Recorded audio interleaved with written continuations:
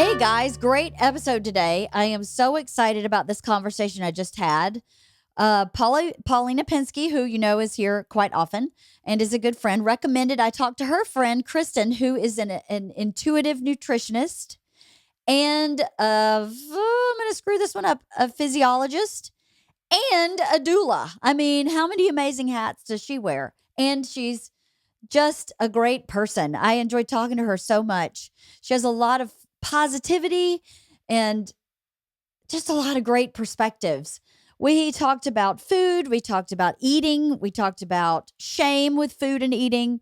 We talked about kind of paradigms. We talked about how to think about your plate when you're putting food on your plate.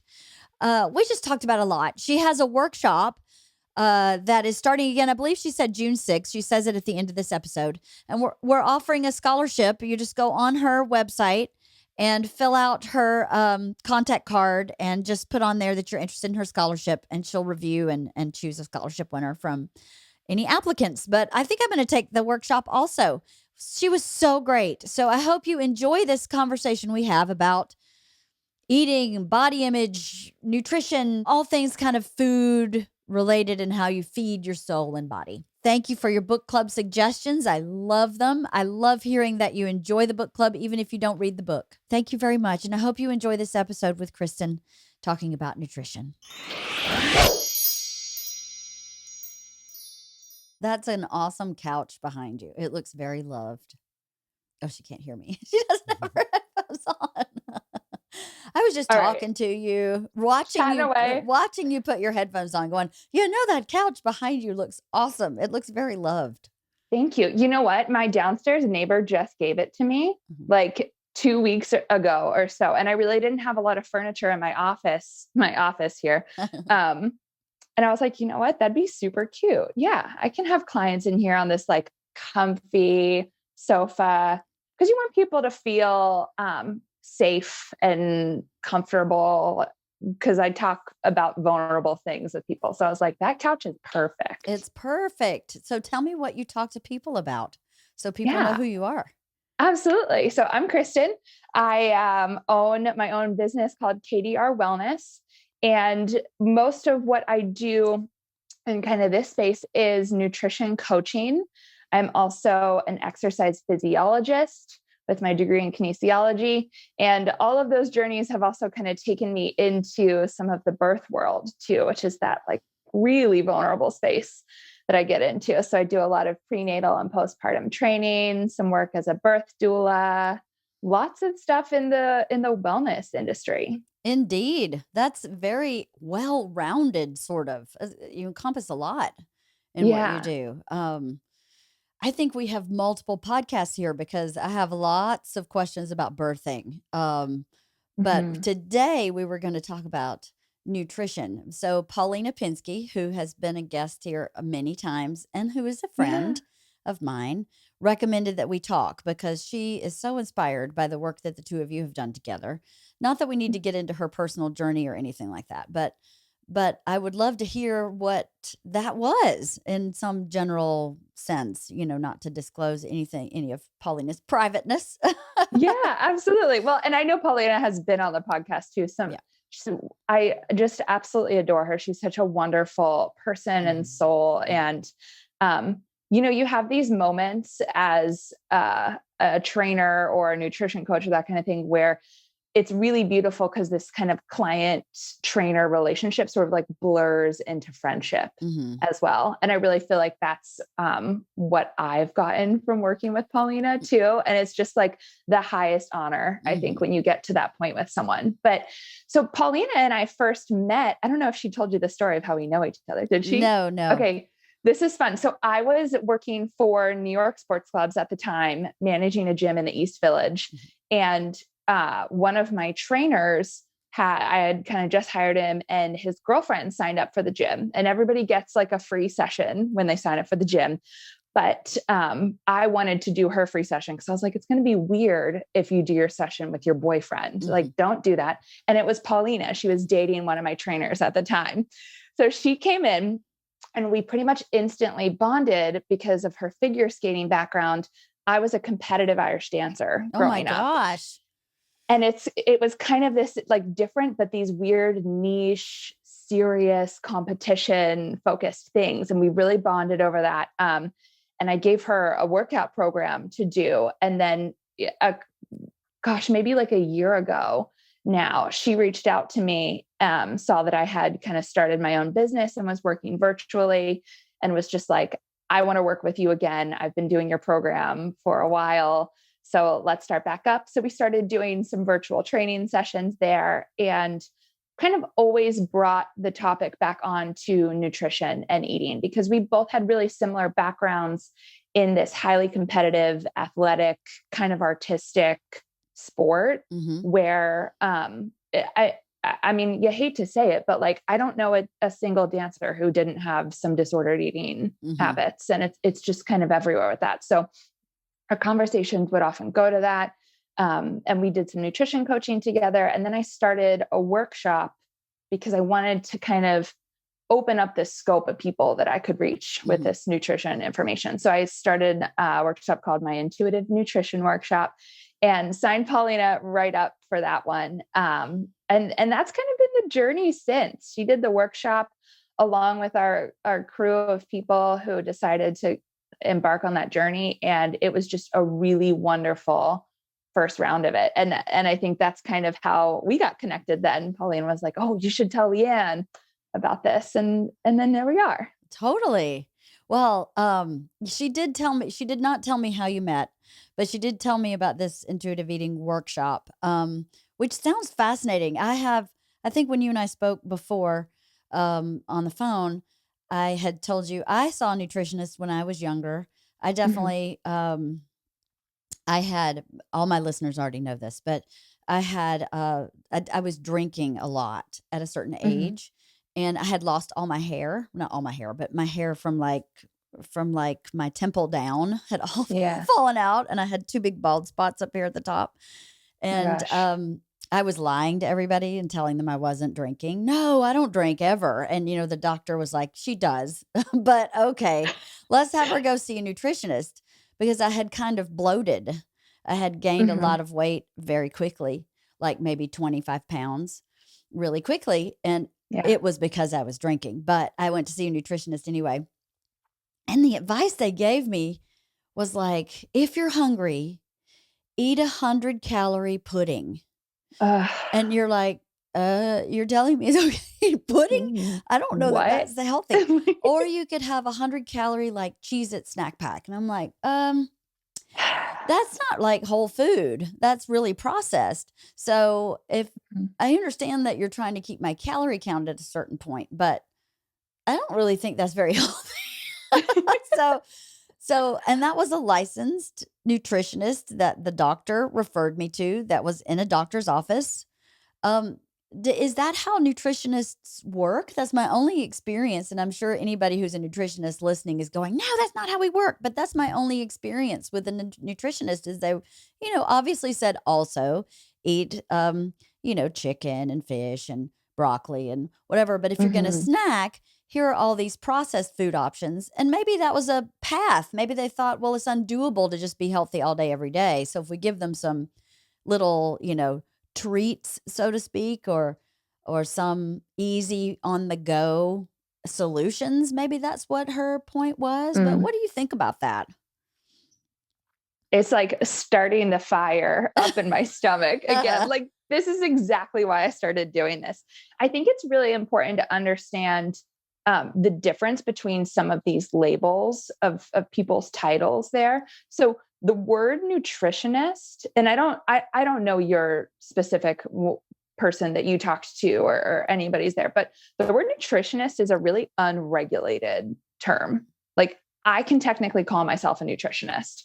It has no, there's no governing body. There's no board making sure that information is out there and solid there. The people who have that license that they have to really be registered through, those are registered dietitians, RDs. And those professionals did an incredible amount of schooling. They did a dietetic internship at a hospital. They have a governing body that they regularly work with and make sure that they're putting scientifically sound information out there. And those are people that are generally qualified to work with people who have like medical complications there. So if you're needing to eat healthy because of you have Crohn's disease or something like that, you want to make sure you're seeing a registered dietitian. And I'm so happy to admit that I am not a registered dietitian. You know, like the person you're working with should be able to tell you exactly what their scope of practice is. Right. I think that's super important as someone who works in nutrition. That's really good to know. I had no idea that someone could just hang a shingle up and say nutritionist. And you know, that's good to know because and that's different from a registered dietitian. I had no idea. So thank you for explaining that. Yeah, you're welcome. It's just like, it's this another example of you're going out there trying to do your best to be healthy, do your best to take care of yourself. And you still have to always be your own doctor, your own healer, that kind of thing. Doctors, dietitians, nutrition coaches, personal trainers, all of these people are still humans at the end of the day. And they will never know you better than you. And I think what you were saying about those like 100-calorie packs there and those things, like some part of your intuition, that part of you that was like, wait, I can eat pudding, was like, that was your intuition being like, hey, Leanne, something's not quite right here for this one. Yeah. And there's a huge problem right now. And this goes into a larger topic that we talk about in the workshop around this idea of processed food and these 100-calorie packs and low sugar syrup or keto cake. Got like, you know, that we can go down the laundry list of them. It's not real food. It's increasing inflammation in the body. It's having some really big impacts negatively on the health of our population. And also, very importantly, this is impacting the earth, the soil, the way that our industry works. There are some really, really big problems with the way we manufacture our food in America specifically. And I'm not going to go down the rabbit hole just yet, but we talk about it in my workshop there. And like, this has implications on climate change, and it has implications on the health of our whole society, the mortality rates of everyone as a whole. I agree with that. I grew up partly with my grandparents. I lived with them for a very short period of time, but they have always had a farm, and we ate what was on the farm, you know, for the most part. My grandmother, yesterday was her birthday, and I cooked. Happy birthday! I know, right? She's passed, but I cooked her dinner, which in the South is called a meat and three, right? Yes, meat and three vegetables. So I made black eyed peas, like from dried, which is really good for you, right? Yeah, absolutely. I did make cornbread. Because that's part of the meat and three. And I love cornbread. I do too, but I made it, you know, from scratch with it wasn't like it wasn't like in a box. I mean, I'm sure the cornmeal is processed, whatever, but at a certain point I can't really get what I need. I don't think, or maybe I can, and I just don't know how to get what I need to make cornbread in like the purest fashion, you know, where nothing is processed. I don't really know how you even buy stuff like that. It's really hard. It's really hard. You have to, one, have access to it, which if you live in a city, a metropolitan area, LA, New York, where I was up until very recently, you're like, well, where is the farm? Like now I have a farm down the street that I can go to, but this is a luxury and a privilege. And a lot of people don't have the ability to do either of those things. So I mean, I love the meat and three idea. I'm learning that now that I live in the South. Right. It's like, I had no idea what that was. A meat and three. Yes.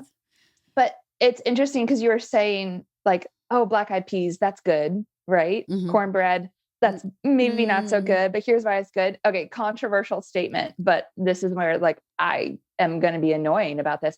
No food is good. No food is bad. Food is food. Plants are plants.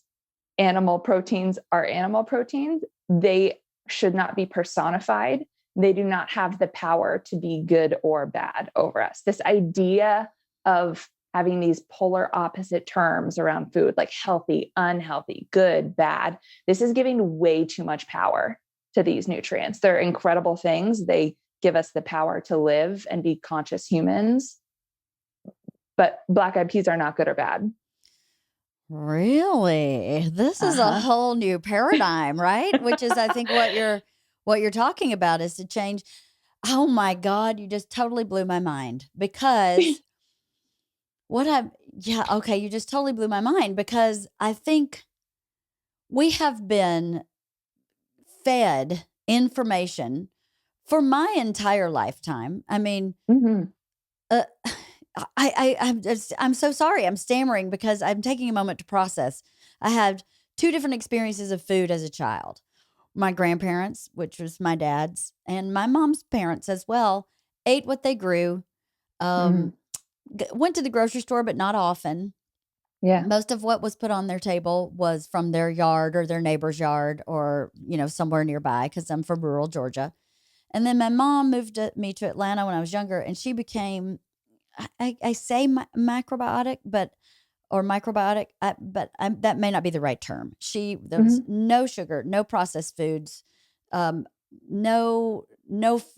fun, no dessert. Even if the dessert was a fruit, nothing to drink but orange juice or water. Very regulated. She was a model, so she was really focused on her figure.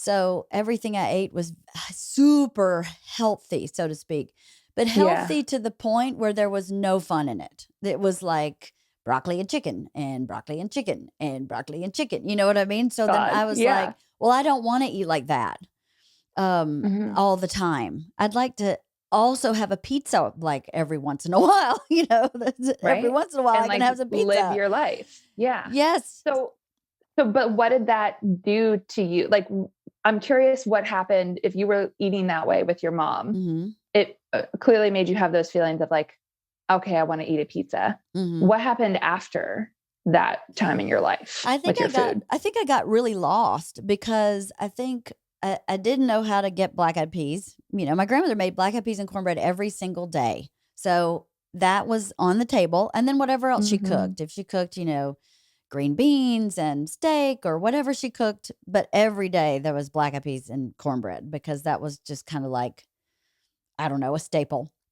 Yeah. But you don't find that. You go to college and you're like, well, Taco Bell? I mean, I don't know. I don't really know what to do. I think I ended up eating salsa and chips as a meal a lot because I was like, I don't really know what else I'm supposed to be doing.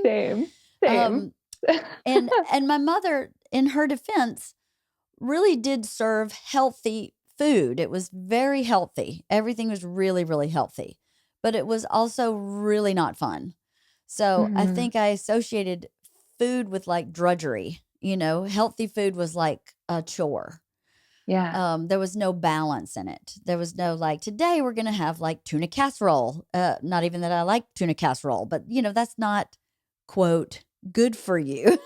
In the scope of being a model, it's not good for you. It's because it's a lot of carbs. And so I don't know what that did to me, but I definitely, another piece of, I think, the puzzle is that we've been fed all these fad diets for our whole life. You should have a low fat diet. You should have a low sugar diet. Go on a no carb diet.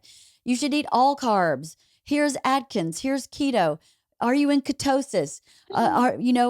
Weigh yourself in the morning and midday and night. What's your BMI? There's so much going on that you can't, I feel like I'm constantly failing.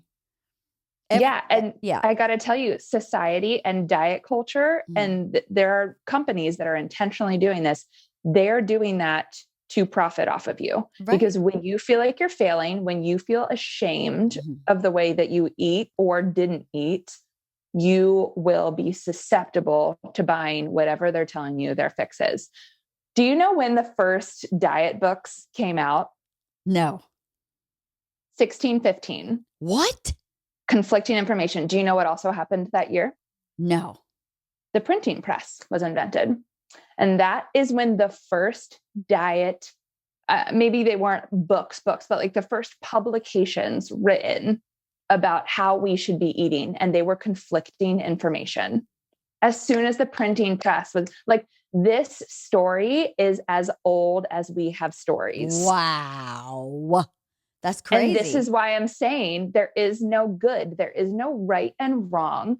Food, the human body, all these things are so much more complex than we can put. And humans, we want to make these neat little labels for things, right?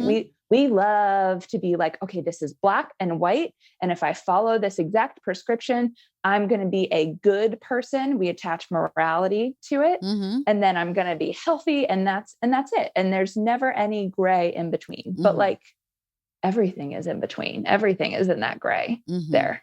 That's where the spice of life is. So what are you supposed to do? So what am I supposed to do now? I know it's confusing and frustrating and all that. And this is why I started doing this program, because I was working with people one-on-one, and we would get to this point of like, okay, we're getting rid of your shame. We're getting rid of your right and wrong. But then it's like, what do I eat? What the heck do I do? So what I found best is to teach some basic, solid nutrition principles, because you can look at keto, Atkins, paleo, you name it, throw any diet you've heard of, and they have a couple things in common. They also, like, if you make this multi-level Venn diagram, they all kind of meet in the middle with like less processed food, more whole foods. For the most part, lots of vegetables. We usually look at like lean sources of protein. Even if you're looking at vegan and plant-based and vegetarian, like we're still talking about lean protein sources there. And then they differ here and there, but you want to learn some basic nutrition on what do we really need to know? What has not changed through all of the diets? And then from there, I've learned, or I experience, the best way I can tell people what to do is teach you how to listen to your own body, teach you how to create space and check in with yourself and say, okay, I've been eating this way for a few weeks now. How is it working for me? That's my favorite question to ask a client. How is that working for you? It's the worst question to be asked, because then you go, dang it, now I have to think about it. You know? I know. I'm a very specific nutrition coach. Like, you're not working with me because you like just want to lose a couple pounds for your wedding. That's cool. There are many people out there who will help you with that. That's just not my jam anymore. So what's your jam? Earlier in my career. I want to teach people how to make these decisions for themselves. I want to give you the tools to go out there in the world and be like, I see that diet. I see you're pushing that calorie pack on me, or I see this taco night here, and I'm going to make a choice to do it or not to do it, because I know that it serves my body. And I want to prepare people for the, like, have you seen the trend on social media now of like what I eat in a day? No. Ugh. I'm glad you haven't. Yeah. So like a lot of people in my industry will post everything I eat in the day. And it's typically people who also have a modeling contract in addition to being a health coach. And I want people to be able to look at that and be like, I see that you eat that, but that wouldn't make me feel good. And I know that because I can check in with myself and the divine wisdom of my body. And I feel solid in my own goals and my own morality. And I can make this decision for myself. Interesting. So I have some questions, and some of them are contrarian. So yeah. I hope that's okay, because I love it. A lot of people are like, but what about, I try to think like myself, and then I try to think like my neighbor, you know, well, my neighbor, I have a neighbor who's very different than me. What would she think about that? What if someone is like really, really unhealthy, and it is related to diet, like they have high cholesterol, high blood pressure, if they're morbidly obese, and you know, obesity leads to other health issues. Absolutely. What do you say to someone who has those issues?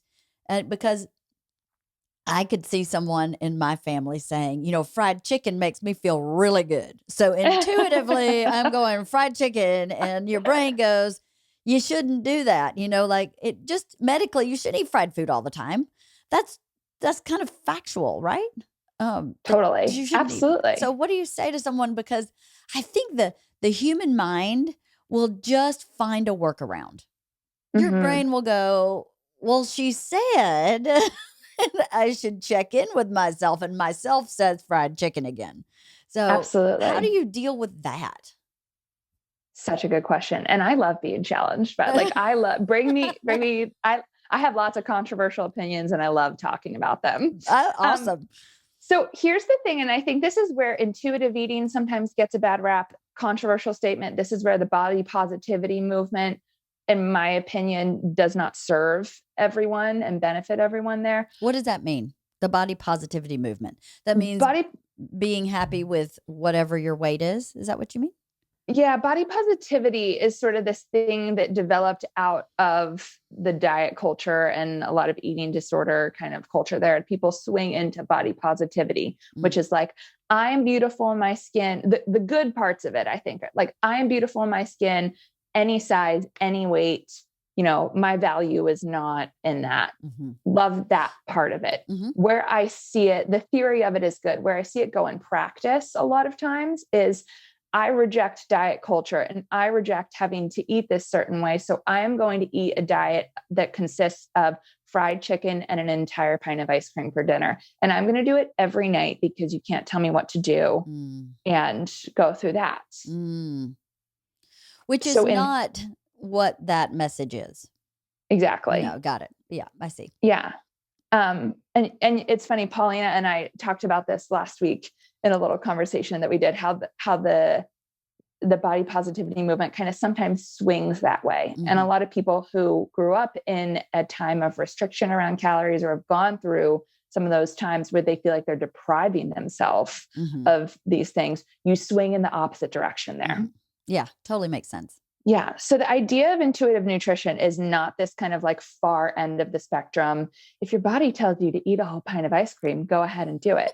I mean, if you came to me and as a client and you were like, my body told me to eat that last night, I would say, okay, Leanne, how did that work for you? Right. Chances are you would have had a stomach ache. You would have gotten sick. You might see things in your skin. Like, these things present itself in many different ways. So intuitive eating is not just like, oh, I craved fried chicken. It's like, okay, how did you feel 1 hour after you ate a bucket of fried chicken? Did that feel good? Oh, your goal is also tied into your strength training workouts 3 times a week. How did that next workout feel? Did you feel like you were able to perform to your best capacity there? How did you sleep that night? So we look at these other like deep health characteristics there, because sometimes you can be eating a certain way, but that the cue on whether it's working for you doesn't always present itself as like, did the food taste good? It's interesting as you say that, because what I think is, first of all, is about a mindfulness with food, just and with your body. I think we spend, or at least I spend, I can't speak for everyone else. I was just talking to my friend about why I love sandwiches. Okay. I love sandwiches because I can eat them while walking. Yeah. That's how I eat. I eat in motion. I don't sit down and eat because I do not have time. So if a salad is hard for me because I have to hold the bowl with one hand, use the fork with the other, and now I can't do anything else. A sandwich makes total sense to me because I can eat it with one hand and I can fold laundry with the other, or juggle, or walk a dog, or whatever. I don't really walk a dog while eating a sandwich, but you know what I mean. But you could. But I could. I could like juggle knives while eating a sandwich. But I was like, I understand in my brain that that's not healthy. You know, I should be sitting down to eat, even if it is the sandwich. But I just get on this hamster wheel and I become less mindful about everything, not just my food, but everything: my sleep, my water intake, my stress level. And all of a sudden, something will shut down and I'll go, oh, maybe I've been running too hard lately. But to me, what it sounds like what you're saying is, this is a practice in mindfulness that has to do with caring for yourself more than it has to do for what you're actually kind of putting in your mouth. Is that right? Very much so. Okay. I have learned over my years in doing this that it is way more effective in the long run for people's overall health and things that they can do sustainably for the rest of their lives to instill principles of mindfulness around eating. Sometimes it needs to be in other aspects of their life, to learn how to feed yourself in a way that's going to work not just leading up to your wedding, but for the rest of your life through all of the changes that are going to happen. Because honestly, I got really sick of training people to like lose a few pounds before their weddings. And then a couple years later, they're coming back to me and they put the weight on again and they feel bad about themselves for it. And it's this shame cycle. And I was just like, I am contributing to this shame cycle if I keep just having people do these ridiculous diets and crazy workouts that they can't sustain and that are probably setting them up like off worse for the rest of their life. Yeah, I could see why that would be very disheartening for you as someone who's trying to help someone get from A to B and they get to B and then they're back at A. And they get to B and then they're back at A.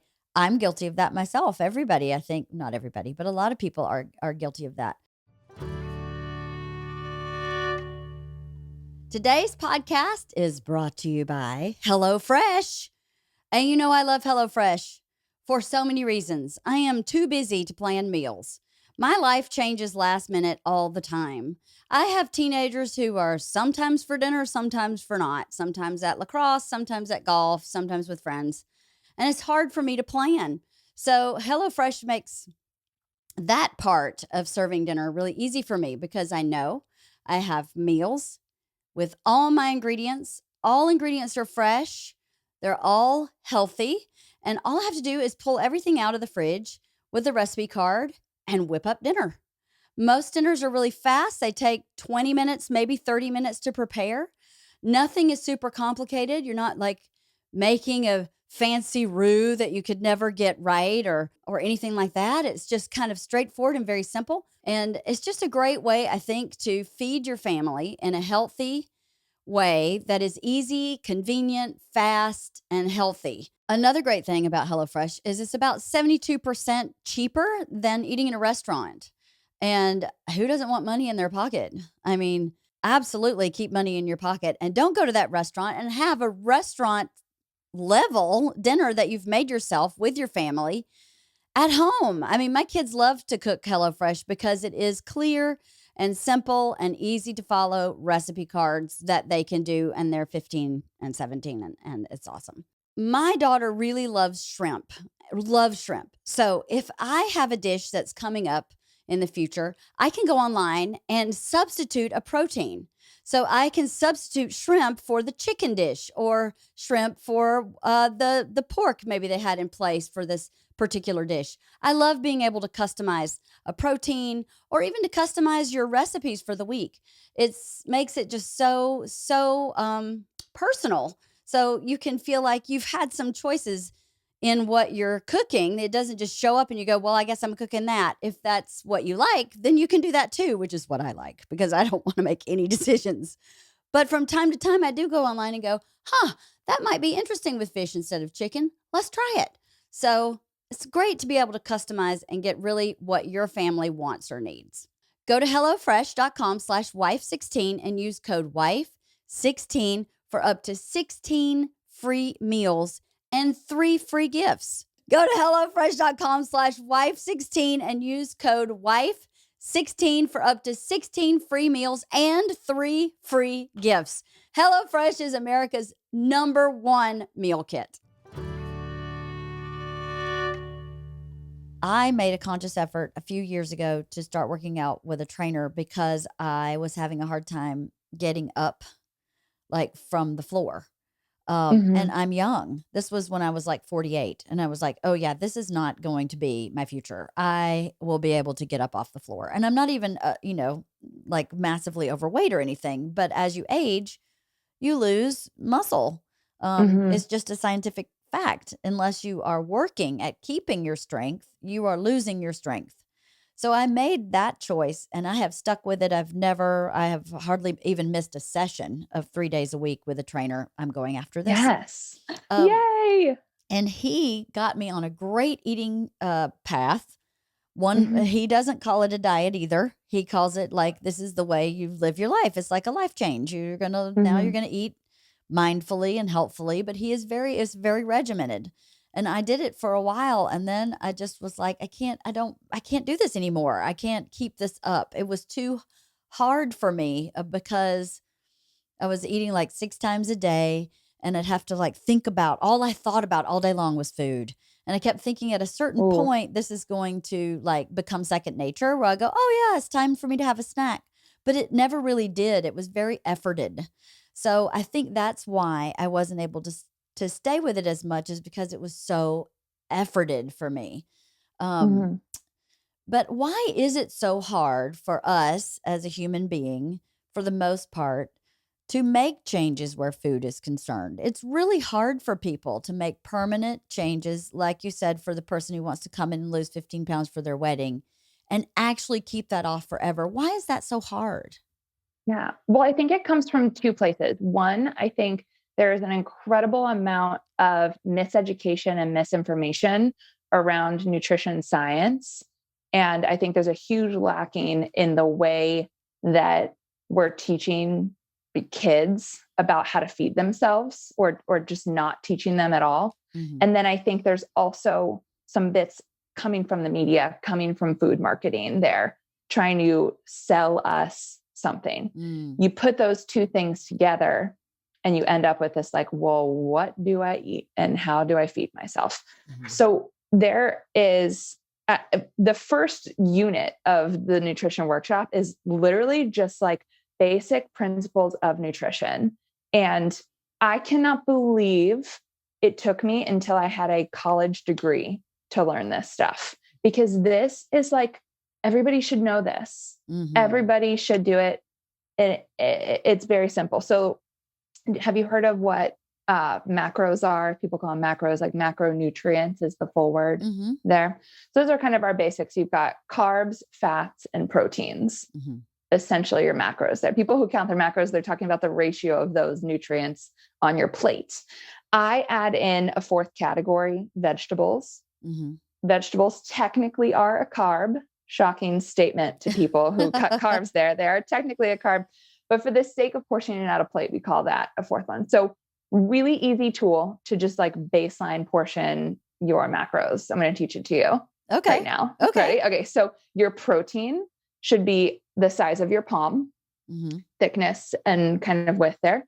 Your carbs should be a cupped handful cooked. So if that's, rice, you're taking a cupped handful. Mhm. Your fats are going to be a thumb Mhm. size. And then your vegetables can be a fist. Okay. And assuming Okay, that hold you on. have a hand. Let me go Yeah. back. This palm is a Uh-huh. protein, thickness in the palm. Mm-hmm. The cupped is a carb like rice. Yep. And then hold on. The fat is a thumb, Yep. and the vegetables is, I forgot. The fist. That's A right. fist. See, I'm Yes. glad I went it over with you because I already forgot the Yeah. fist. Okay, There we got it. go. Okay. Well done. And this is, I have to give credit to Precision Nutrition here. That's where I got my nutrition certification through Mhm. after I studied kinesiology. And that's sort of their method that we do here, because calorie counting is really hard and in most cases ineffective. It's extremely hard to accurately count the calories that you're consuming and Mhm. burning during the day. But most people have their hand with them all day long, and you can kind of One look would at your hope plate. you didn't leave your Well, hand at home. one would hope that you have that with you, but it's Yes. just sort of this really accessible tool to be like it's so unrealistic to think that you have to weigh out and measure your food Mhm. every single day, or that you're going to log it based on the gram of protein that you're eating there. So then you take that ratio, right? You start eating that way. And then you start to check in with yourself. Like, okay, I've noticed that if I have that portion of macronutrients at my breakfast every day, I am still really hungry by 10 a.m. and I can't eat lunch at 10 a.m. there. And so then this is where the intuitive part of it comes in. You say, like, I know that this is generally the portion for most health goals. However, for me in my life, I need another half of a portion of protein at that meal in order to feel full to my next meal. Okay. And you start to tweak this and change it based on you and your life. Got it. That makes sense. My trainer um did a great job of kind of explaining sort of what you explained, of you should eat this much protein, this much, but everything was like you could only eat green. dark green. That's it. You can only eat. And so I was like, well, I like red peppers. I can't eat red peppers. I'm going to put a little red pepper in my salad. And I'm sure he will listen to this and go, that's not what I meant. But I am so literal that I was only eating everything green. I am such a literal little Lucy that, that is so good because within what you just described, there's a lot of freedom, right? Because a vegetable is a vegetable. A vegetable is a pepper, a carrot, a broccoli, an eggplant. All those things are vegetable, right? So there's so many vegetables out there. Right. So many more than our grocery store and food industry even really provide us with. Oh, totally. Yes. The same thing though about the carb too, because I was only eating brown rice. But I think if I know that the carb needs to fit in the cup, in the palm of my hand, like in the cup, right? Then it's just so much easier to go, well, I don't feel bad if I eat, pasta, as long as it fits in here. And then I'm not overeating. That's really smart. I love that. And that's a wild one. Yeah, that's a wild one with pasta too, because like you look at a serving of pasta, if you're going out to eat, oh my God, right? Like it's like the whole plate is pasta a lot of times. And this is what I kind of mean with like pasta here is not a villain. I love pasta. I recently learned in my workshop, we have a chef that I partner with to do this. And we all made pasta like from scratch. And it's just like, you go through this process. You're like, this food is not evil. No. Whoever says that like you're manipulating me. If you tell me that this food is evil, it's delicious. It becomes less healthy for me when I eat more than I need. And if you're listening to your body, if you're eating slowly, as opposed to walking around eating a sandwich, if you eat slowly, you get full, right? If you listen to yourself and you just kind of slow down a minute. You do. I think that's part of it too. What is a healthy fat and what is an unhealthy fat? That's a great question. I a little bit hate the term healthy and unhealthy there, but I know exactly what you mean with it. I think generally speaking, we can look at fats in the man-made versus earth-made sense. And fats are really interesting here because they're so important for so many biological processes that happening. Like fats cross your blood-brain barrier. Your brain is literally fat made up there. So if you're eating a low-fat diet, you are playing a dangerous game with your mental health. Wow. There. Whoa. Yes. Hold on. Yes. If you're eating a low-fat diet, you're playing a dangerous game with your mental health. That is a huge statement. I did not know that. Yes. If you are a woman with female hormones, especially of reproductive age, you are playing a dangerous game with your reproductive system and your hormone levels, which also have a big impact on your mental health. And then when all that starts to go, you're playing a dangerous game with your bone density. Geez, all because you're denying yourself fat. Yep. Wow. And now we talked about like the serving of fat is a thumb. Is a thumb, right? Yeah. So like we're not always like a good serving of fat can be a thumb for you and you can play with that there. But fats, a lot of what it has to do with is the man-made versus the nature grown. And this matters because fats are volatile to heat and air exposure. And without getting too chemical in this, we kind of go through a little bit more of the science of it in the program because I'm very science focused there. You're changing, when you add heat to the fat, you're changing the molecular structure. So you're breaking some of the bonds between the chemicals and the parts of the fat there. That's going to change the way your body is able to break it down and store it or use it as energy. When you, do you know what smoke point is of oils, for example? Okay. So your smoke point for an oil, and again, like this should be common knowledge. You should not need a degree in nutrition. You know why we don't know this? Because they no longer teach home ec in any school in the United States. Home ec is the most important thing that like anyone could learn. Preaching to the choir. Come on.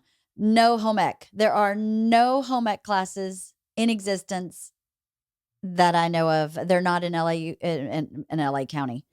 No. And that's where you should teach this nutrition and finances and all these basic things that every single human being on the planet needs. Oh, that's that's a soapbox of mine. So anyway, smoke point.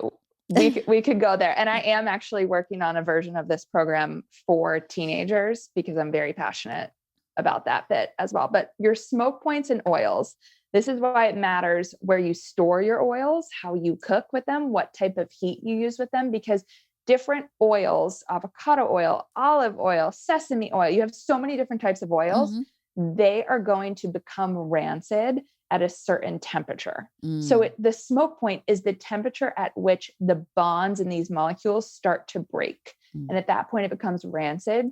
Your body looks at this as a free radical, starts an inflammatory response, kicking up an immune response in your body, in your gut, right? Like we just see that's bad news bears. Yeah. And then when we're looking at things, this will pull back into the I like fried chicken response, right? When we're looking at some of these problems, these health problems that develop because of the diet that we're looking at, we're talking about like high cholesterol, heart disease, some of these problems, they stem from a high inflammatory diet, a diet that's filled with processed foods. Processed foods have these rancid oils and chemicals in them.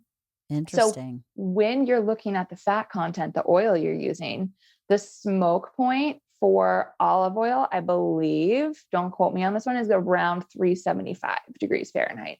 So if you are, let's say you are making some roasted Brussels sprouts in the oven, you're like, I'm cooking this really healthy vegetable.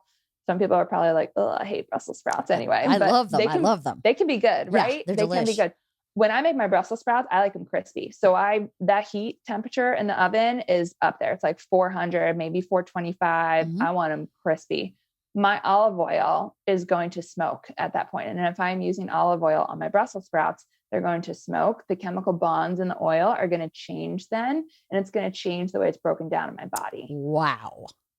So switching to something like avocado oil, which has a smoke point closer to 500, is going to handle that better.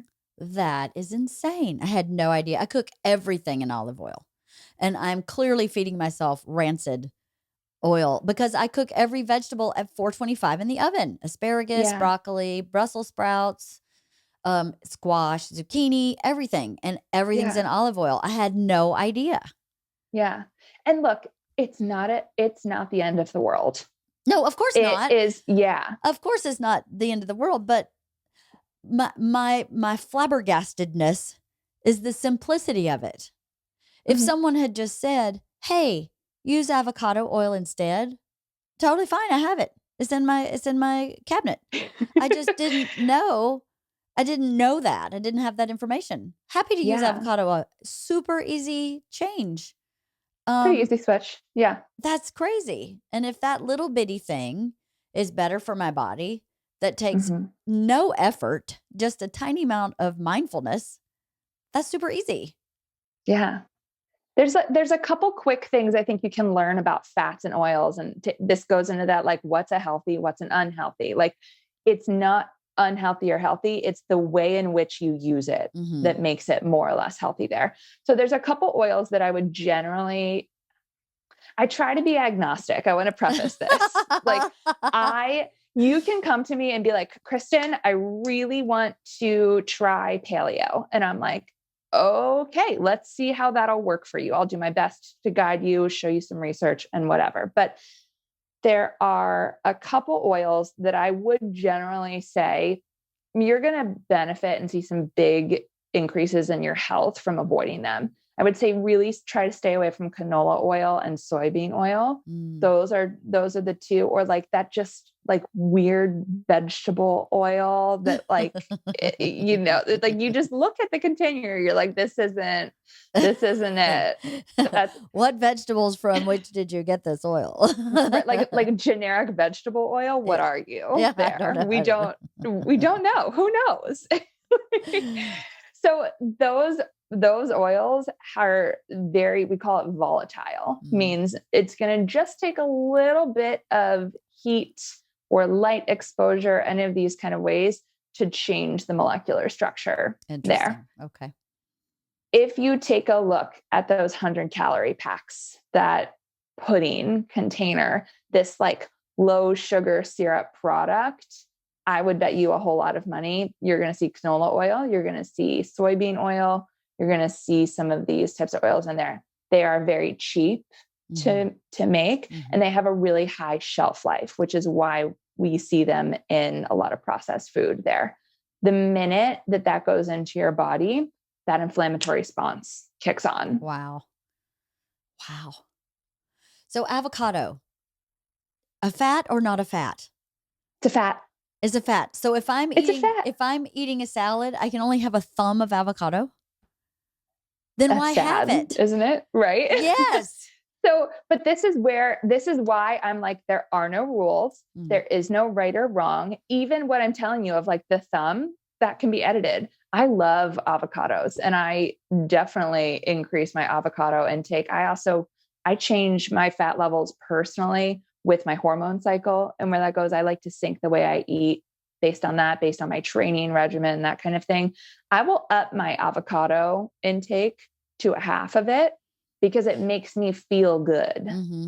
And it feels better to do that. And I'd rather get my fats there and go a little bit over the serving and go a little less or so maybe at dinner. Then I'm going to have a little less fat with dinner because I don't need it as much to be full throughout the day. Right. Nuts, where are they in the spectrum? Nuts are fat. Yeah, that's for sure. So I can only have this many nuts. That's a serving. Okay, here's the other wild thing about nuts too. Are your nuts roasted? No, I usually eat raw almonds. Okay. Yeah. And I don't think I love cashews, but I don't know if they're roasted or not. About the cashews, I don't eat them very often, but cashews are so good. They're so expensive. They are so like good. Eating candy. I could eat cashews all day long. I know. And I know they're not as healthy for you. Oh, there you go. There's my term. There it is. They're not as good for you as almonds. Why? I don't know, because that's what I've been told. We don't even know. I don't even know. I'm like, well, I mean, in theory, I always think, how can it be bad for you if it's like growing on a tree or you're picking it out of the ground somehow? How can it really be that bad for you? Even the avocado, how can that be bad for you if it's, I mean, you can't get more whole food than a whole food.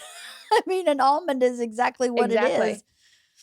So the best things we can do are eat these whole foods. And if eating these whole foods feels good to you and you find that you're exceeding that kind of hand guide there, that's a wonderful, very easy problem for me to solve. Like I would love to get that problem in a session of like, if you want to eat a whole avocado in the day, go ahead, eat a whole avocado. Just understand the caloric intake you've got going on when you're eating a large quantity of quote unquote healthy fats there. Right. So the smaller portion size there comes from the caloric value of these foods. Fats have 9 calories per gram. Carbs and proteins have 4 calories per gram. I see. So it's not good or bad. It's not right or wrong. It's just that they have a higher calorie content. If you are trying to lose weight, if you are doing those kind of things, if you're a calorie conscious person, then you want to keep that in mind. If you're snacking on fats or overeating on fats, they just have a higher calorie content. Right. Even if they're healthy. Quote, healthy. Right. I know. But the other thing there is like, if you're eating, let's say you're like, I have a salad for lunch and I really want to have a half of an avocado in it. Go for it. Because chances are you're going to have that half of an avocado in there and it's going to fill you up more with some good from the ground things. You're not going to need an afternoon snack then because you're a little bit more full, or you're a little more full by the time you hit dinner and you have space mentally to make a good choice with dinner. You don't have that like 5-alarm fire going on that you're like, I just got to get McDonald's and it's cool. So sometimes you can overestimate your portions a little bit based on your lifestyle choices that you need. Right. And if you're going to a party and you just, I mean, that's the hard thing too. I think sometimes I know I will beat myself up because I ate whatever's going on at the party. Super Bowl Sunday, and we have tacos and we have wings and we have whatever, and I eat whatever I want that day because it's Super Bowl Sunday. And then the next day I Yeah. go, what a piece of human garbage. You're just a piece of human garbage. Can you believe you ate all that, Leanne? And then I'll spend the week eating badly to punish myself. You know, it's such a terrible mind game that we play with food. I wish we could all just stop doing that. And, you know, my dad's family never played those mind games. The rule at my dad's house was you ate what was on the table. And what was on the table usually came from the farm. So for the most part, it was pretty healthy. So there you are. You were frozen for a second. So then, and no one thought about it. And at the same time, no one had the perfect body. No one looked like a supermodel. And no one seemed to really care or mind. No, it was not part of their scope of whatever. Well, we just kind of ate and went on with your day. Eating was not really that deep. Yeah. It's become so deep, I think. It's become a moral situation. And food marketers and people who make money off of diet products, diet things, that kind of thing, they understand this morality cycle. So we apply as humans in our current society and the structure that we live in, we apply morality to these like good or bad choices. It's like, this comes with that black and white theory. Like, I ate good foods, so I am a good person. I ate bad foods, I am a bad person. Yeah, I think you're right. And then we welcome in shame and guilt to the conversation when we do that, which is just like the thief of all joy and happiness and well-being in life. And it's this cycle, right? So you apply the morality to the good food, and you apply the lack of morality to the bad food. You deprive yourself of that bad food, and then you feel like you're depriving yourself. You're without, you miss it, whatever. You go long enough, you're going to want to eat that food because you feel deprived of something that you want. And then you eat it. Your Super Bowl Sunday happens, you eat the thing. And then you did the bad thing. So you feel bad about doing the bad thing. Humans don't like to feel bad. That's punishment. It doesn't work, right? And so what do? You cut the bad thing out. You say, I'm a good person. I don't do bad things. I'm not going to eat the bad thing.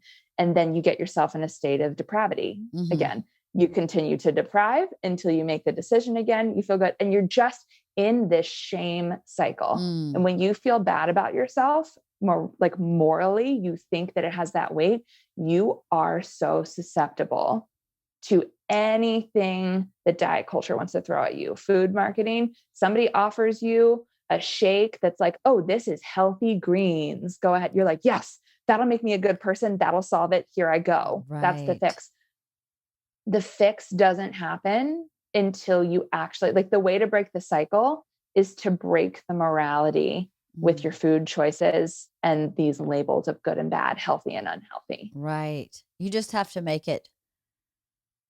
Oh, that's interesting. You just have to make it kind of what I want to say, and this is probably wrong, is you just have to make it kind of like math, like science. Like I guess there's morality in math, but I don't really know. Math is kind of, 1 + 1 is 2. And that's just the way it works. If you eat something and it makes you feel bad, not feel bad emotionally, feel bad physically, then you have to reevaluate that because that's math, right? If you eat dairy and then you have a tummy ache, then you need to evaluate how much dairy or what kind of dairy or if you should eat dairy at all, like that. That's exactly right. Yeah. I try to help my clients become like scientists of their own eating and their own body there. So your body is constantly giving you messages constantly on how the things you eat, we'll just keep it to nutrition, but like on how the things you eat react for you, if they are working for you or not working for you. And the more you create space to listen to those things, the more data points you gather on this. With like dairy, right? You're like, oh, I ate that milkshake the other day and I had some indigestion after. That's a data point. Or I get a headache every day around 3 p.m. That's a data point there. Right. I feel bloated after I eat a bagel. Data point. Right. All of these things. Or you know what? When I eat my grandmother's recipe of cornbread, God, I feel really good. I feel really happy after eating that. That's a data point as well. Right. And you want to be a scientist, like conducting this experiment for yourself. The more data points you gather, the more you're able to make a decision for yourself about what actually works for you. That's really interesting. Let's talk about the differences between people's physical makeup and how food affects that. Meaning, people store fat in different places on their body, right? And people have different metabolism rates. I mean, you look at some supermodels and you go, she's really eating a cheeseburger. Now, maybe she's not really, but I have friends who have like supermodel bodies and can eat me under the table. How do we all get supermodel metabolism? How do we get that? I'm just kidding. But well, I've got this pill you can buy here. Here's a magic fairy dust that you sprinkle on all your food. No, but people would buy it. They would buy it in a heartbeat. But here's why I bring this up. I go to the doctor. I weigh 135 pounds. I'm 5'4". I'm 52 years old. Blood pressure's fine. Cholesterol's fine. My inside of my body looks totally fine. But I have fat. I have fat on my body. And my doctor says, you're perfectly healthy. This is the weight you, quote, should be at your age. You're completely fine. Your BMI is fine. Everything's fine. But I go, lady, are you blind? I've got like fat rolls on my back. How can you say I'm fine? So what's wrong with me that I can't accept that she says I'm fine because I look in the mirror and go, yeah, I'm super thick in the middle. I'm getting thick in the middle. I'm 52. In some ways, should I be getting thick in the middle? Is there a time where you go, listen, your body just starts storing fat in a different way, and it's just part of life. Your neighbor's body doesn't work like that. You know, the reason I bring this up is I heard someone say, the minute she accepted her genetics, she stopped obsessing about food. And she went, you know what? Look at my genetic background. I'm not ever going to be 5'9" and 110 pounds. Not that that's what I want to be, but that's what she'd said, is that when I accepted my genetics, I stopped worrying about what I look like, because this is genetically what I look like. I have so many friends that at a certain age just really their whole body shifted and changed. My body changed after I had kids. Like my physical structure changed. It's very hard to wrap your head around why that happens sometimes. And, you know, you look a certain way at a certain age, and as you age, you start looking very differently. And my doctor's literally like, you're super healthy. There's nothing wrong. And I go, I mean, do you see how my fat hangs over my bra? Come on, something's wrong with that. What would you say if I came to you and said those things to you? That must be super frustrating to hear a doctor say that. I think that when you're asking your doctor this question, though, we need to and I hear this all the time, like we go to the doctor and I think we expect that medical doctors somehow are going to be able to train or like get rid of fat like a personal trainer would, or like a nutrition person would, but they're medical doctors of medicine. They are looking for something wrong in your body or on your body that could be fixed with medicine. Right. And if you don't have one of those things, that's actually beyond the scope of practice for a doctor. Right. That makes sense. So, and it's like, that's more important for sure. I don't mean to say that like, listen to your trainer and not your doctor. Like, nope, other way around there. Right. The internal stuff, you got to check that. And it's interesting that you use the word should a couple times with what your doctor was saying and what you said, that like, you should look this way or that kind of, the should. Yeah. Anytime I hear that, it's like, ring, ring. We've got some expectations here and possibly some good or bad person morality. Totally. Implied with these expectations there. So that's something to think about for a journal or, a journal moment there or a quiet moment with yourself. But there's a couple factors to it. So when you are looking at the health of things, generally speaking, slightly overweight or slightly more fat on the body is going to be healthier than underweight and less fat on the body. That's been pretty well documented in research and studies there. So I think that when doctors are saying that, they're like, yeah, you may have a little fat here, but everything's looking good. We're not concerned. Generally speaking, that's good. If you, though, would desire to have a little less fat around your midsection, that is allowed. You are allowed to want that. That would then be a aesthetic goal that you have for your body composition. And you can make those changes. I like to think of like goals and that kind of thing in sort of 4 categories. And when it comes to nutrition, we sort of pick your goals into that category. And then we look at what your priorities are with your life. And I think it's a really sobering conversation to kind of look at like, okay, well, these are my goals. This is what it's going to take nutritionally and workout wise and recovery wise to achieve that goal. Is it realistic for me? Is it enough of a priority for me to do that? Because that's sort of where genetics come in. And it's like, it's very easy for some people to have a more lean structure. Some people are what we call ectomorphs. You just don't keep a lot of fat on your body. Generally speaking, if nothing else happens, they're going to lose weight. Then we have mesomorphs, kind of somewhere in the middle of it. You basically stay the same if you keep everything the same. And then we have endomorphs who tend to put on weight if you change nothing there. Huge oversimplification of the complex human body, but that's kind of where it goes there. And then when you think about then, if you are someone who's maybe putting on weight or as you have aged, you're holding on to weight in your midsection there more, then it really becomes a game of priorities and I don't mean that in like a, you're not trying hard enough kind of way or that kind of thing. Like, no doubt you're cognizant of it and aware.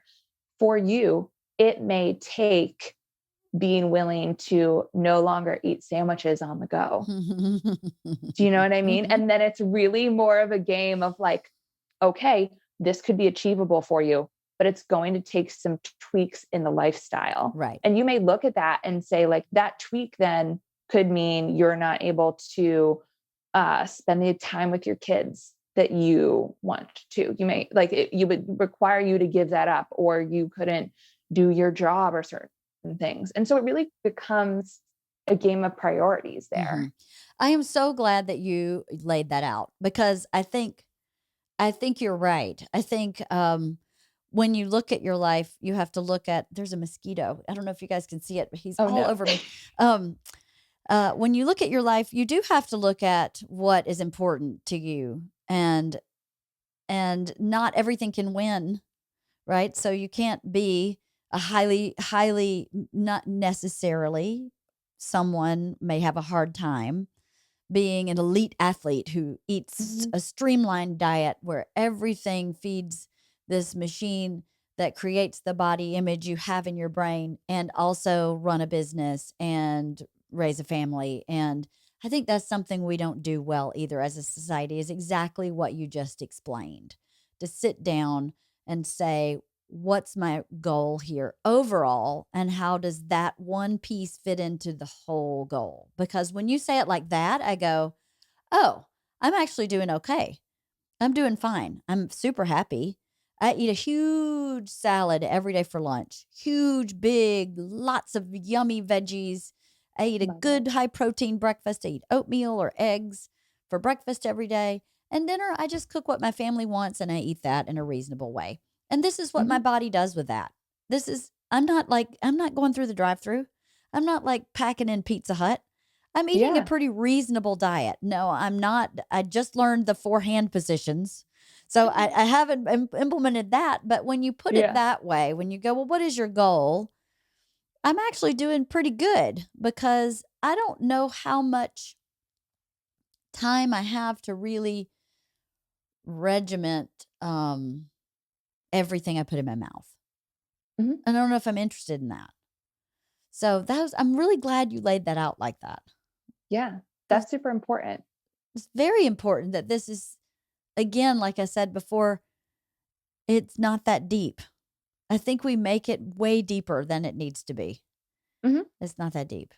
Yeah. Well, and it's tough because we also have this comparison trap Mm-hmm. in our current society, right? It's just so easy, even if it's not on social media. It is so easy as a woman, as someone who identifies as female, especially to look at our friends, our mother, our sisters, all of these people and be like, oh, well, she looks that way. Man, I wish I had like her stomach looks like that, or, her butt looks like that. And we just want to compare there. But when you take a second and you're like, hold on, my priorities in life are feeling like I'm making an impact, being a good mother, daughter, sister, like what is actually important to you in life. Mm-hmm. And if you are eating in a way that allows you to feel good and to be that person and do those things, it really kind of helps you shut down that voice and that narrative, the stories we tell ourselves about like, oh, well, damn, I don't look as good in my bathing suit as she does there. You're like, well, hold on. That's not on my top 5 list in life. Right. And then if the things that you do, the way you eat, the way you feed yourself are aligned with those things that are important to you, again, that sort of shatters that guilt and shame cycle there. That's a really easy like stopper in your brain to be like, well, you know what? We had cornbread for dinner last night, but what was important to me is I made a meal that reminded me of my grandmother, and she was, fundamental for me. And I shared it with my daughters, and we sat together and they got to learn about their family and their origins. And there were smiles on the face and laughter at the table. That is so much more important for your health than measuring out even your hand portions. Like that's more important than anything else I've told you today. Aww. It was important. You're right. That was very important to just take a moment and say thank you for her life and what she taught me, and to share it with my kids. That was really important. And my daughter had 2 friends over, some SoCal girls who had never heard of black eyed peas. They were like, I don't even know what that is. And I was like, girl, have a seat. Let me educate you. This is what Sit you do. yourself down. Exactly. Let me show you something good. You're right. That's very true. That is more important. And by the way, Super Bowl Sunday is one of my favorite days of the year. So maybe it was more important that I just ate tacos and wings with my friends and had a good time. Yes. I kind of think of it like this, because I've had my years personally of going through the spectrums, coming from a competitive dance background and being a trainer in New York City and doing this kind of stuff. Like I have had my years of like, I'm not eating a single junk food right now or that kind of thing. When I look at the end of my life, I hope the things I look back on are not going to be like, man, I looked really hot in that bikini or like that. It's going to be those moments of like, God, I remember when my parents came to visit me and we made pasta together by hand, and like what that meal was like to share with them, or like, it's the stuff that kind of like makes you tear up a little bit as you think of it. That's what matters. And food does have the power to give us community, a sense of belonging. The idea of eating together is a sense of communion. It's very powerful. And that has a huge impact on your overall health. God, that's really great. I'm glad you said that. So, yeah. Not my trainer, but another trainer said something to me that was terrifying. And I'm going to tell this to you to see if there's anything nutritional wise and you're going to go, Leanne, this is completely counterintuitive to everything I've just been saying, but hear me out. And if it is, I apologize. But she said to me, the number one reason people end up in assisted living is because they can't get themselves off the toilet, because they've lost so much muscle mass. They can't stand up off the toilet. So now they have to be assisted. And that is when I went, I am going to a trainer, because I will not be not be able to get off the toilet unless I'm like 90. At 90, I'm good. I'll accept the help. But right now I got to do, is there anything like that for nutrition or overall health or intuitive eating or anything that you do that strikes a like, you know what? This is one thing that you should think about here's my word should again, that would be good to think about for your longevity. Did that strike anything for you? Oh, 100%. Longevity is so important, I think. And I actually I can't validate, I don't know if that's actually documented that your trainer was right there, but that makes a ton of sense to me, having worked with seniors and seeing my grandparents age and that kind of thing. It's like, yeah, well, you lost the ability to stand up. So that's why we need help now. Longevity is personally, I think that needs to be the priority goal there. Like, you have to start with the ability for your body to function well with ease for as long as possible. All of your goals need to file under that funnel there. That's got to be number one. And are you familiar with the blue zones? Have you heard of that? No. Okay. We go into this, it sounded like a recording now, but we go into this in my workshop because culture, community, longevity is a whole theme of a couple of the weeks of my workshop there, because this is more important than anything else. It's more important than the rolls of fat on your body and what size you are and that kind of thing. So there are these areas in the world, I'm pretty sure there's 7 of them. They're called blue zones, and they're places that have a really high number of centenarians. So people who have lived to be over 100. And there are pockets of the world that just have like a really high concentration of them. And health professionals are like, okay, what's going on here? They've got the sauce. We need to go figure out what the recipe is. It's the Chick-fil-A sauce. That's what it is. Right. It's probably the Chick-fil-A, honestly. It's the Chick-fil-A sauce. In the Himalayas, they have the Chick-fil-A sauce. I swear. No, just kidding. That's where it came from. Exactly. The founders went up there, they climbed a mountain and talked to a guru, came down with the recipe. Exactly. Just kidding. Sorry. Oh my God. No, I love that. So when we look at these blue zones, they have a couple things in common.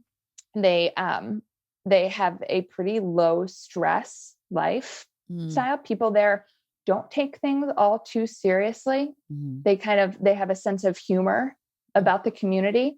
There's a strong knit sense of community there. Some of these places have a unifying religious tie to each other that makes them do it. Some of them bond over a sense of respect for the elders in the community, and that sort of unites everyone there.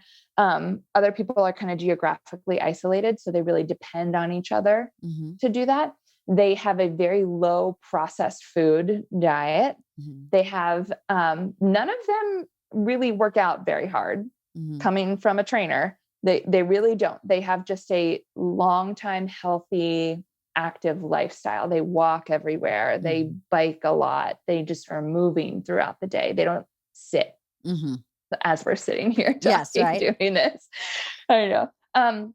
But there are sort of like those big factors there. So when we look at what are the important things for longevity, I call these my like deep health qualifiers. The blue zones nail them, but these are more important than stressing over the macros, stressing over like your protein intake right after your workout in the window and EPOC and all these things. And like this much avocado.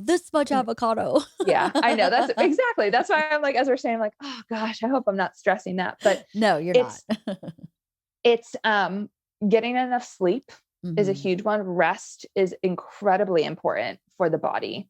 For so many reasons, but like enough sleep and then enough rest throughout your day, good quality rest where your central nervous system actually is able to relax there. Your hydration levels are super important. Making sure that your hormones for men and women are functioning at an appropriate balance, that we're not getting that out of whack.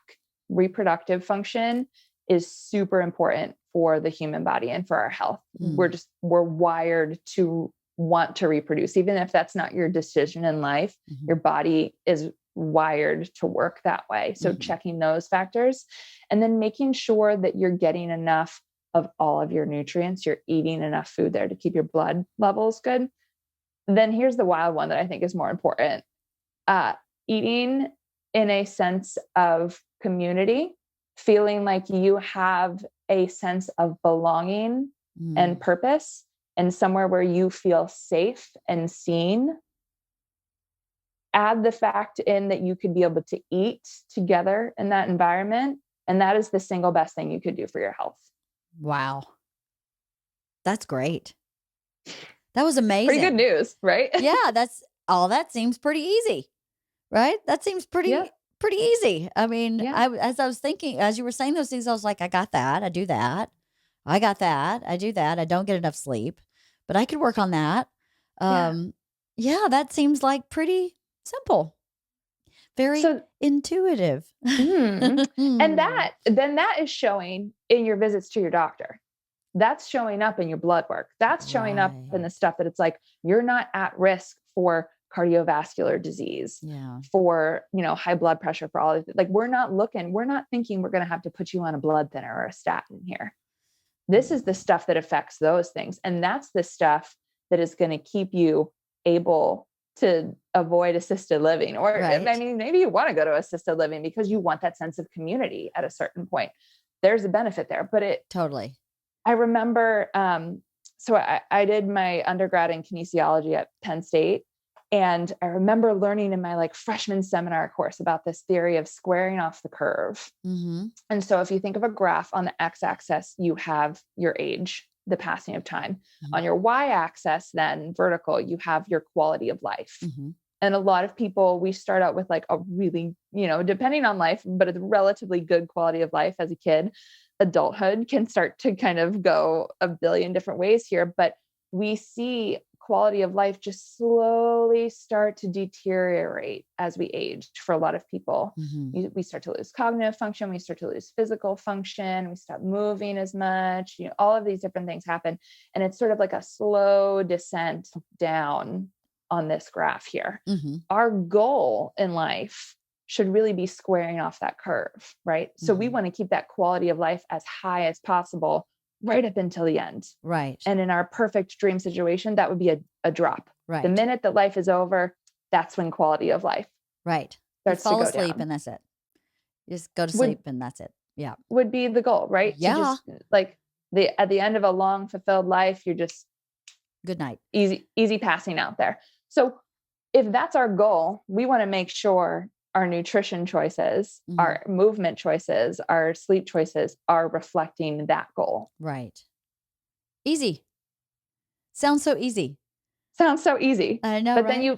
then you put that into the real world and it's like, well, we've got diet culture and we've got 100-calorie packs and we've got me telling you should eat this way and another trainer telling you should eat that way. And you've got work schedules that are insane and impossible and ridiculous for a lot of people now. And so you don't sleep, and we don't live in a tribal community. So you are the only person taking care of your child, not your aunt, uncle, neighbor, sister who you're living with, which we did back hundreds of years ago, or maybe not even that long ago. But I think with everything in life, if you know what the goal is, like that very simple goal, a very, something very simple in that you need enough sleep, you need enough nutrition, and you need community. Those are very simple goals that don't have restrictions or rules to them as much as, I have one daughter who needs 12 hours of sleep a day. She just needs it. And I have another daughter who's good with 8. So why would I make the 8-hour daughter sleep for 12? And why would I wake up the 12-hour daughter at 8? Let them have what they need. And they have the luxury of taking that because they're teenagers and they live at home. So it doesn't have to be you must sleep 9 hours a night. If 7's enough for you, then 7's enough for you. Is that right? Yeah, absolutely. And sleep is one of those things that is really tricky there. People typically fall in a range of 7 to 9 hours a night, but that number is going to increase in the amount of rest you need at different points in your life. Adolescence being a large one, that's a perfect example. You have a teenage daughter. She's going to need more sleep. Her body is growing and changing. Mm-hmm. Her body is super busy right now. Mm-hmm. Her cells are super busy. Mm-hmm. They need to rest. They have to. And I think also we don't always give teenagers the credit of your brain is really starting to form here. I think babies' brains are forming, but teenagers are like the frontal cortex and that Mm-hmm. judgment place is really beginning to make some connections there. Mm-hmm. You've got to sleep to recover from that. You do. Pregnancy is another point. When that happens, you need a lot of sleep. You're Mm-hmm. growing another human. Mm-hmm. You need more recovery. So the sleep cycle fluctuates Mm-hmm. throughout the lifespan. It does. I think you're right. Well, I hate to do this. I have to wrap this up because I have to Yeah. go see my trainer. But I want to know, when is your next workshop? Yeah. So we start the next workshop on June 6th. Okay. Coming up. June Yeah. 6th. And Mm-hmm. can Wife of the Party sponsor someone to take your workshop? Absolutely. We would love to do a little scholarship. Okay, let's do a scholarship if that's okay. How Yeah. can people find you? So people can sign up for the workshop or view my other services on my website at kdr-wellness.com. Okay. You can also find me on Instagram. It's just at Kristen Richers. That's Richers. Mm-hmm. That gets mixed up there a lot of times. And all my services are listed on the website, and they can sign up for the workshop there. Excellent. And I want to take your workshop also, but I will not be a scholarship person. So tell me how often you meet. I have a crazy June. I am traveling a lot in June. So tell me, do Yeah. you meet every Thursday or? Yep. Tell We me. meet on Mondays at 6 p.m. Eastern, but we also do on-demand versions Mhm. for everyone. So we'll record the meeting and then you can watch it on my private YouTube channel at your own timing if you want. Everyone who gets into the workshop gets to be a part of a little community space that I have where we're all kind of talking and posting what we're eating and talking about what we're journaling and learning there too. So if the 6 p.m. Eastern time on Mondays doesn't work and you have other things going on, you can also watch the workshop each week on your own time. Oh, that's amazing. Okay, that's how I'll probably have to do it. I'm taking 2 Girl Scout troops on 2 Girl Scout trips in June. So Ooh. I'm going to be all over the place in June. And I doubt I'll be like, hey, girls, it's 3 p.m. Pacific time. I have to go take this workshop. I don't think that's Yeah, going to like, work. excuse me, would everyone just behave for exactly 60 minutes? Yeah. Exactly. Okay, good. So we'll put all that information in the description for this podcast so people can find it. And then Yay. and then maybe you and I will talk off camera about how people can get to, how do they apply for the scholarship? I should have told you this before. I should have asked you this before. All So good. how will you know that they're Wife of the Party listeners asking for a scholarship? Yeah. I have a contact form on my website. They could fill that out then and put that they're interested in the scholarship, and I can I could put a form together where they can apply to it and put that on the website. But maybe just for now, use the contact form on my website and just say that you're a Wife of the Party listener interested in the scholarship. Okay. Is that okay? I should have asked you this before. Yeah. Okay. Yeah. No, that'll work fine. And then we can kind of take it from there. Okay. Yeah. Okay. Well, thank you so much. I learned a lot. I always learn a lot, but I learned a lot from you today. Thank you so Of much. course. Yeah. Thank you for having me. It was so great to talk to you. I know, it's nice to see you in person. Yeah, I know. Well, hopefully I'll see you in your workshop. But will you come Yes. back again and talk about your doula stuff? I would love to. I I've got would love doula stuff. I've got, physiologist stuff. The birth industry is a whole nother place where it's the same kind of stuff. It all falls into the same theme. Yeah, but I have a lot of questions about birthing. I did not have a good experience my first child, and I did not have enough information, interest, wherewithal to figure out an alternative. And I think Yeah. if I had had a place to go that said, okay, here's the ways that you can give birth. You can go to the hospital, or you can, have a baby in your bathtub. And here are the things in between. Like, I would have loved to have had a place where I had really good information so that I could have made a choice. But I didn't really take the initiative to figure any of these things out and just went a traditional route. And now I hear people having babies naturally, and I'm like, that sounds so much better than what I went through. That sounds Yeah. way better than what happened with me for the first one. My second one, I had, again, the same traditional in the hospital, and it was like giving birth to a feather. It was nothing. But the first one, I was like, wow, I would have liked to have done something a little differently there. Yeah, But I'd love to talk about that some other time, if that's okay with you. absolutely. Yeah, that'd be great. Okay, well, thank you so much. Of course. Thank you for Okay. having me. Thank you. We'll chat again soon, okay? All right. Sounds good. Enjoy your workout. Thank you. All Okay, right. bye-bye. Take care. Bye. Bye.